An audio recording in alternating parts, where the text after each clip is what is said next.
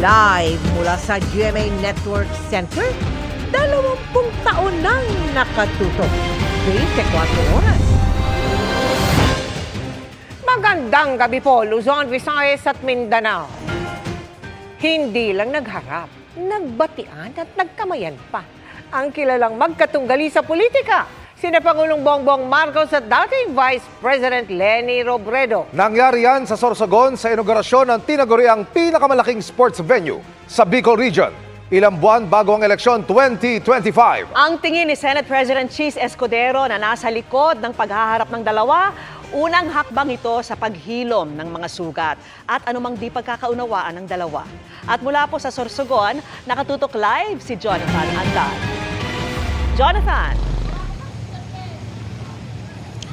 Mel, Emil, Vicky, mabilis lang yung pagkikita ni na Pangulong Bongbong Marcos at dating Vice President Leni Robredo dito sa Sorsogon City. Pero symbolic raw ito, sabi ng Sorsogonano na si Senate President Cheese Escudero, dahil nangyari yung pagtatagpo dito sa loob ng Sorsogon Sports Arena kung saan daw pinapractice ang sportsmanship.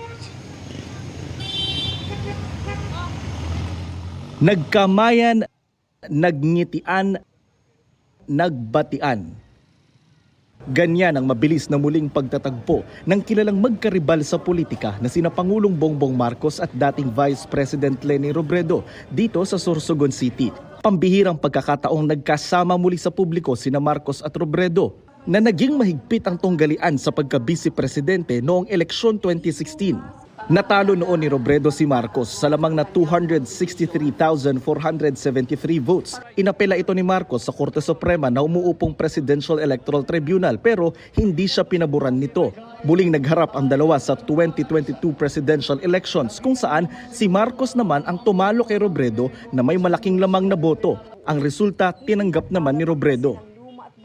Si Senate President Cheese Escudero ang naging dahilan ng pagtatagpo ngayon ni Marcos at Robredo. Inibitahan daw ni Escudero si Robredo na samahan siyang salubungin ng Pangulo sa pagpunta nito sa Bicol para ito sa inauguration ng Sorsogon Sports Arena, ang sinasabi ngayong pinakamalaking sports venue sa Bicol Region na may 12,000 seating capacity. Symbolic yun dahil sa sports arena kami nagkasama-sama, an odd trio, di ba? At siguro magandang pagpulutan ng aral ng mga politiko yung nangyari. Ika nga, sa karera ng politika, alalahanin natin yung pagiging sportsman, yung pagsunod sa rules and regulations, at yung pagtanggap ng maluwag kung sino ang magwawagi, mananalo ng medalya man o sa kasong ito sa halalan. Naroon din sa pagtitipon si dating Senador Bam Aquino, pamangkin ng pinaslang na si dating Senador Ninoy Aquino na nakalaban din sa politika ng mga Marcos. Si Bam ang naging campaign manager ni Robredo noong eleksyon 2022. Naniniwala si Escudero, simula na ito ng paghilom ng anumang mga sugat sa pagitan ni na Robredo at Marcos. Tingin ko rito, unang hakbang tungo sa paghilom ng kung anumang sugat, anumang hindi pagkakaunawaan, dahil alalahanin ninyo, anumang debate o pagkakaiba namin ng pananaw ay politikal, hindi personal. So mas madaling maghilom yon, mas madaling maayos siguro yon, kaysa personal. Sa orihinal na plano, magtatabi si Marcos at Robredo sa upuan sa entablado. Pero matapos makamayan ni Robredo si Marcos, umalis na rin agad ito dahil may appointment pa raw sa Naga. Kilala niyo naman si VP Leni, ayaw niyang umeksena at pinagpasa ko siya kung anong nais lamang niyang gawin. In fact, inintay lamang talaga niya na dumating si Pangulong Marcos bago siya tuluyan tumulak pabalik ng Naga. Sinubukan namin makapanayam si Robredo pero tumanggi ito. Pero sabi ng kanyang tagapagsalita, si VP Leni naman has been very clear doon sa kanyang posisyon na anumang healing, anumang reconciliation, kailangan nakatungtong yan sa hustisya at sa prinsipyo. At sa tingin ko, hindi pa rin nagbabago yung posisyon niya on that matter. Hindi rin nabanggit ng Pangulo sa kanyang talumpati ang pagkikita nila ni Robredo, pero iginiit niya ang kahalagahan ng unity o pagkakaisa. Mula pa sa simula, pagkakaisa ang hangad ko para sa isang mas mabisa at epektibong pamamahala. Maaring may pagkakaiba tayo sa paniniwala at sa opinyon, ngunit alam ko na tayo ay pinagbubuklod ng iisang hangarin na may angat ang antas ng pamumuhay ng bawat isang Pilipino. Bago ang pagkikitang ito ni Robredo at Marcos, matatanda ang binisita rin ni Vice President Sara Duterte si Robredo sa kanyang bahay sa Naga. Pagkatapos nito, tinungo naman siya ng mga kaalyado ni Pangulong Marcos na sina Nooy DILG Secretary Benor Abalos at Senador Bong Revilla. Sinabi noon ni Robredo, walang halong politika ang mga naging pagbisitang ito dahil lahat welcome na bumisita kapag pista ng Birhen ng Peña Francia. Vicky, nakaalis na rito sa Sorsogon sina Robredo, Marcos at Escudero. Sabi kanina ng Pangulo sa kanyang talumpati, umaasa siya na ang pinasinayaan na sports arena dito sa Sorsogon ay makakalikha pa ng mas maraming Filipino Olympians. Vicky? Maraming salamat sa iyo, Jonathan Andal. Ipinasubpina ng komite sa Kamara ang 6 na opisyal ng Office of the Vice President na no-show sa pagdinig kanina. Doon lumabas ang paggastos ng OVP ng 16 na milyong piso para sa pagrenta ng 34 na safe house sa loob ng 11 araw. Nakatutok live si Ian Cruz. Ian? Yes, Mel, sa pagpapatuloy nga ng pagdinig ng House Committee on Good Government ay binusisi ng mga mambabatas ang ukol doon sa mga nirentang safe houses ng Office of the Vice President na ginastusan ng milyong-milyong piso mula sa confidential funds. Sa pagdinig ng House Committee on Good Government kanina, lumalabas na nagbayad ang Office of the Vice President ng 16 million pesos para sa paggamit ng 34 na safe houses sa loob ng 11 araw noong 2022. Ang kada safe house, binayaran mula 250,000 pesos, 500,000 pesos at may 2 safe house na binayaran ng tig 1 milyong piso bilang renta para lamang sa 11 araw. Tinanong tungkol dito ang Commission on Audit. Para sa 11 days, yung 500,000 para sa isang safe house. Yes, Mr. Chair. Now, if I asked you, how much would that be per day para sa isang safe house? Mr. Chair, it would amount to 45,000 something. 45,454.55 per day. Ano po kayang klaseng safe house ito na 45,000 per day ang rental? Samantalang yung mga ibang magagandang lugar, mas mura pa kaysa rito sa 45,000. Could you give us an idea of that? Mr. Chair, we do not have information on the safe houses. Kinuha ng OVP ang pondo mula sa confidential funds ito, bahagi ng kontrobersyal na 125 million na pondo na ginastos ng tanggapan ni Vice President Sara Duterte sa loob lamang ng 11 araw. Acknowledgement receipts lamang ang isinumite ng OVP sa Commission on Audit bilang patunay kung paano ginamit ang pondo. Bali, magkano po lumalabas yung 1 million per day in 11 days? Magkano po ba yon sa 11 days, yung 1 million?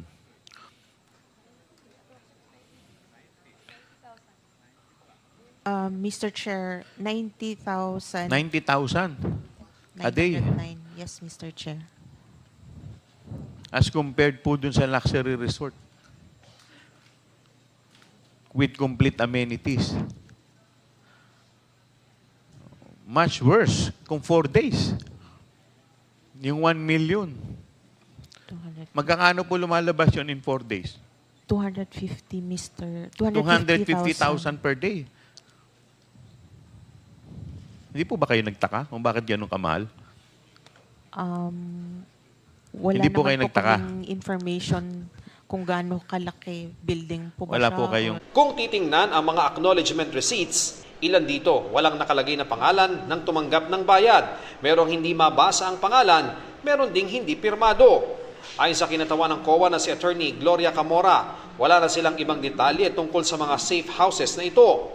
Ang nakalagay lamang daw sa OVP Accomplishment Report, ang mga safe houses daw ay para sa ligtas na pagpapatupad ng OVP initiatives and confidence building.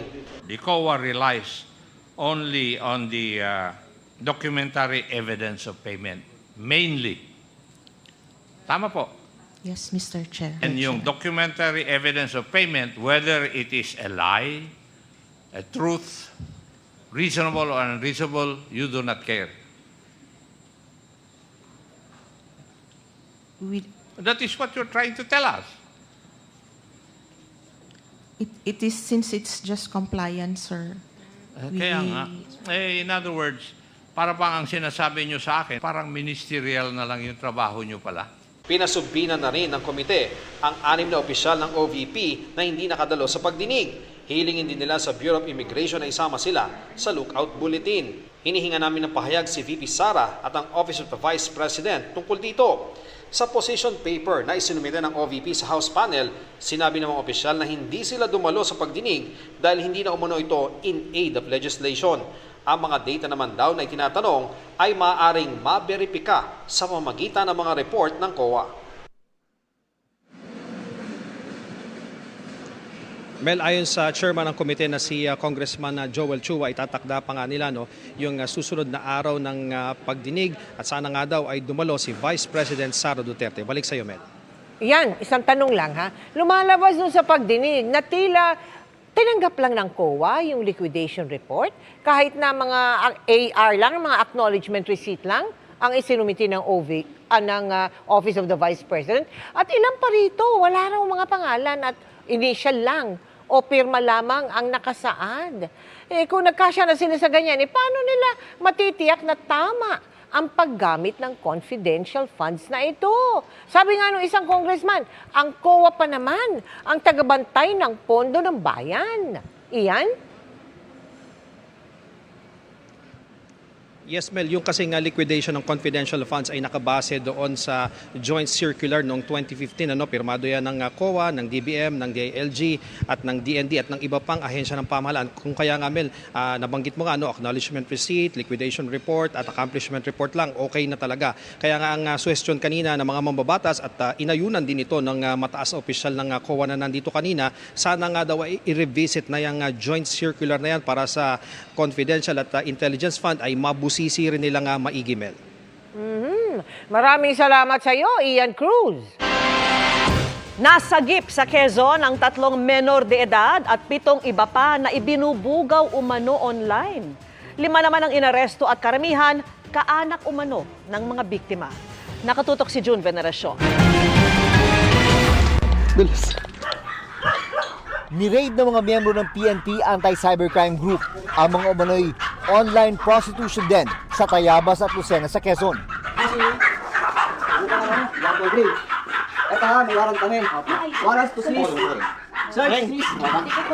Naabutan ng ilang nakapwesto sa harap ng mga kamera sa loob ng magagandang kwarto.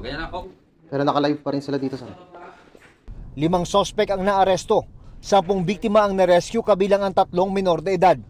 Karamihan sa mga sospek at biktima, magkakamag-anak, sabi ng PNP ACG. ganyan ako. Wala nang hawak. Yung cellphone, bitawan ng cellphone.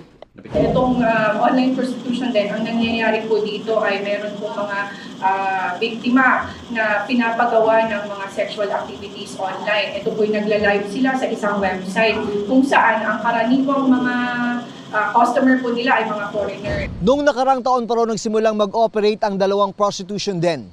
Nakatanggap ng tip ang PNP ACG tungkol sa iligal na aktibidad kaya nagsagawa ng investigasyon. At pagkatapos ay naglunsad ng operasyon, makarang makakuha ng search warrant mula sa korte. Sa investigasyon ng PNP ACG, hindi raw makaka-access sa website ng naarestong grupo kung local credit card ang gamit. Dollars ang bayad sa kada show. Bali yung bayad po dito ay kung gaano kalala yung sexual activities na gagawin ng victim, ayun din po yung taas ng price na ibabayad sa kanya. Sinampahan ng mga suspect ng reklamong paglabag sa Anti-Trafficking in Persons Act, kaugnay ng Cybercrime Prevention Act. Sabi ng PNP ACG, hindi pinapayagan ng abogado ng mga suspect na makausap sila ng media dahil iniimbestigahan pa ang kaso. Para sa GMA Integrated News, June Veneracion, nakatutok 24 oras. Naniniwala ang mismong Senate President na hindi magandang ideya kung si Senator Bato de la Rosa na iniuugnay sa Duterte drug war ang mamumuno sa investigasyon ng Senado ukol dito. Mungkahi ng isang senador, buong Senado na ang magsagawa ng investigasyon. Nakatutok si Mav Gonzalez. Ang balak ni Senador Ronald Bato de la Rosa na pangunahan ang isang investigasyon ukol sa war on drugs ng Duterte administration nauna ng inalmahan ng ilang pamilya ng mga biktima ng extrajudicial killings, maging ng ilang mambabatas. Ngayon, maging si Senate President Cheese Escudero nagsabing baka hindi ito magandang ideya. Bagay na kanya na raw ipinarating sa senador. Sinabi ko sa kanya, anumang investigasyon na nais niya patungkol sa kanya mismo at kay Senator Go, mas maganda siguro kung hindi sila mismo ang manguna ng komiteng yun para walang aligasyon na ito'y personal at hindi impartial at hindi fair. Si Bato ang PNP chief ni dating Pangulong Duterte nang unang ipatupad ang war on drugs. Sa opisyal na bilang ng pamahalaan, higit 6,000 katao ang napatay sa mga anti-drug operations nung panahon na yan. Pero gustong muling silipin ang war on drugs matapos ibunyag ng dating police officer na si Royina Garma na may reward system noon kung saan binibigyan umano ng pabuya ang mga pulis depende sa laki ng napatay na drug suspect. Si Senador Go, Special Assistant to the President noon, isinasangkot naman dahil tauhan umano niya ang taong tagalabas ng pondo para sa pabuya. Inire-report din daw sa kanya kapag may napapatay na drug suspect. Parehong itinatanggi ni Go at De La Rosa ang mga umano'y reward system noon. Ang mungkahi ni Senadora Risa Ontiveros ang Committee of the Whole o lahat ng senador ang duminig dito. Kapag ganito raw, mas panatag at mas maeengganyo raw sumali sa pagdinig ang mga biktima ng war on drugs. Option naman daw ang Committee of the Whole pero tinitingnan din umano ni Escudero ang iba pang komite na pwedeng humawak ng investigasyon. Ayon kay Escudero, ayos naman daw kay De La Rosa nung makausap niya ito sa text message. Maliban sa komite ni Senator Bato, siyempre may karapatan siya at bahagi siya doon sa pagtalakay at discuss ng bagay na yan. Pero isasa-formal ko ito sa mga susunod pang araw. Magkikita kami itong weekend pagbalik ko. Kinukunan pa namin ng pahayag si De La Rosa ukol dito. Para sa GMA Integrated News, Mav Gonzalez, nakatutok, 24 oras. Nasa kote na rin ng umano'y financier ng grupong Rentangay ang modus at pinapatakbo umano ng isang pulis. Abot-abot ang paghingi ng tawad ng suspect na nagawa raw ang krimen dahil nalulong sa sugal. Narito ang aking eksklusibong pagtutok. Ang malakas na volume ng TV mula sa kwarto sa itaas. Senyales na para sa mga operatiba na samantalahin ang pagpanhik sa bahay na ito. Nang ang pintuan ay mabuksan,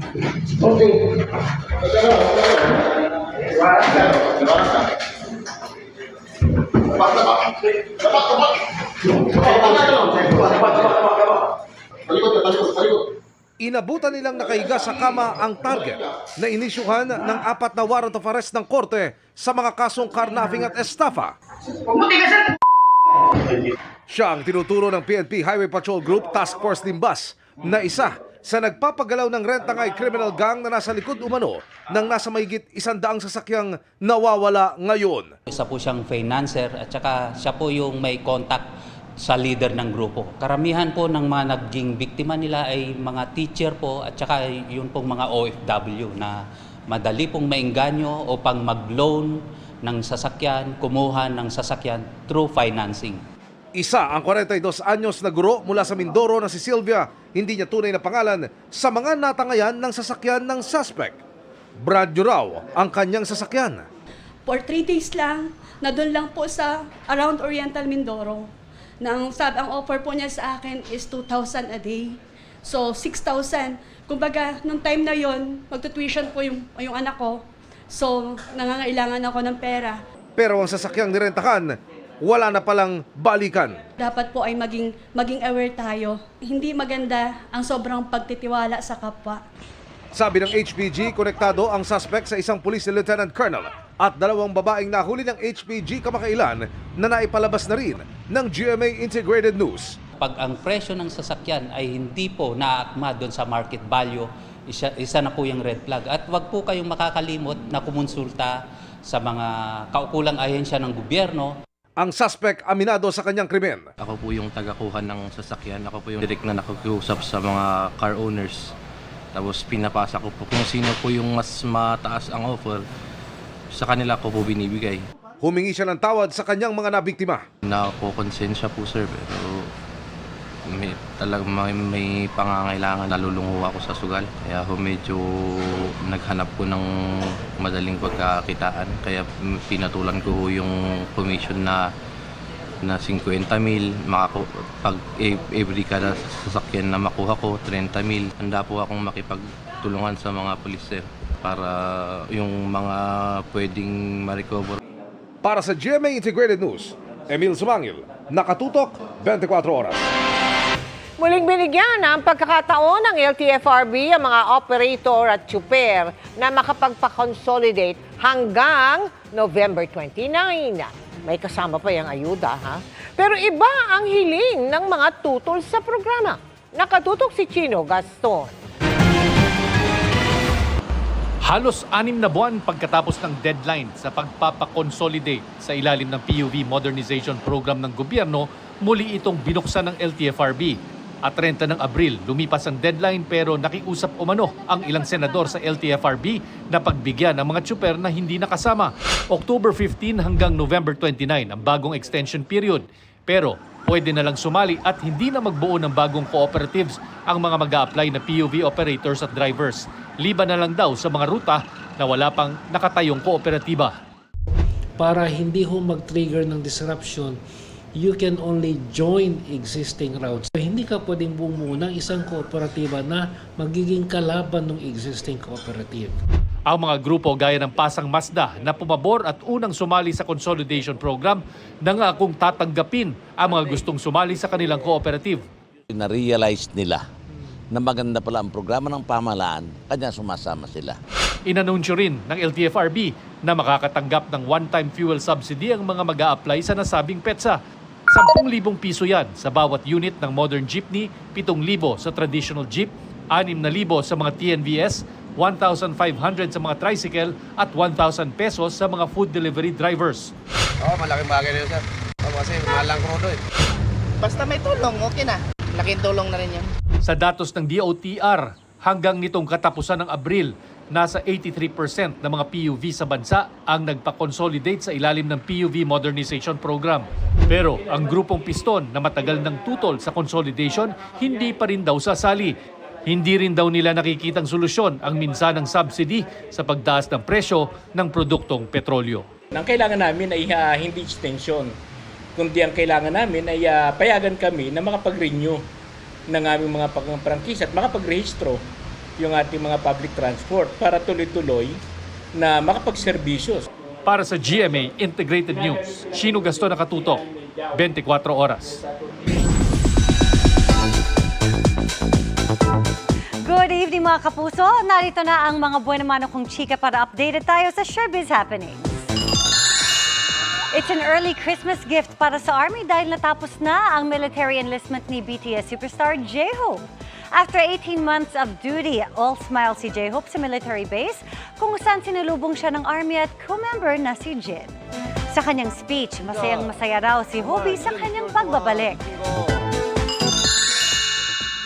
Smells like an upcoming collab naman mula kay Bruno Mars at Blackpink Rosé. Sa IG post ni Bruno, nagkulitan ng dalawang singers hanggang sa comment section. Sa ngayon, wala pang confirmation ang possible project. Dali-dali namang napatakbo paalis ng stage si Nick Jonas matapos tutukan umano ng laser. Naganap yan sa gitna ng Jonas Brothers concert sa Czech Republic. Agad hinanap ng security ang gumamit ng iligal na laser pointer. Nagpatuloy naman ang show matapos ang ilang minuto.